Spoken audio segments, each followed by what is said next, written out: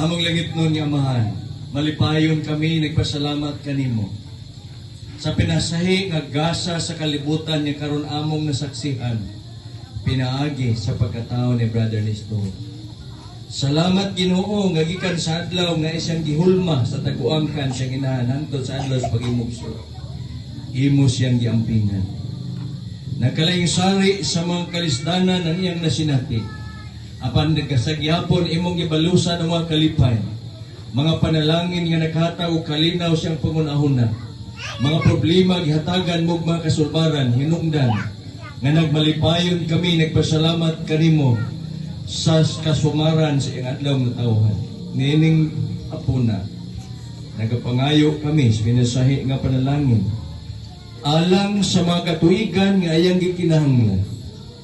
Tugote Ginoo nga ang daghang makatuigan puno sa kalinaw, puno sa kalipay, puno sa kauswagan, puno sa katumanan sa mga pangandoy siyang kinabuhi. Tungod kay ikaw nagasaad nga ikaw magapag-uban kanila nga nagatamod kanimo. Niining higayuna, niining panahona, ampingi ang kinabuhi ni Brother Nestor. Giyahi pinagis gahom si mong balang espiritu ang iyang mga pangunahuna.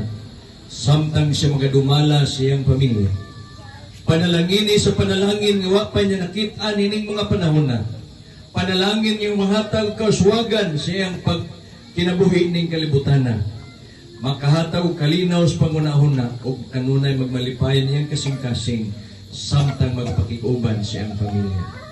Kining tanan among gisalig, pinaagi sa gugma sa Amahan, pinaagi sa grasya sa Anak, o pinaagi sa pagpakikuban sa balaan nga espiritu.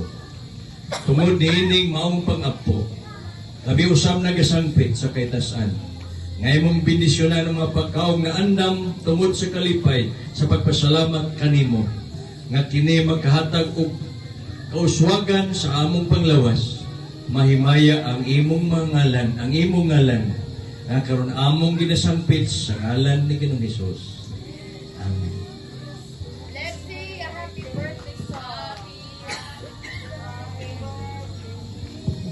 Happy birthday, sing! Happy birthday to you! Happy birthday to you.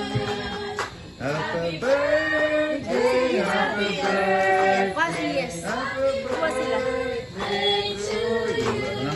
A little bit faster! Happy birthday!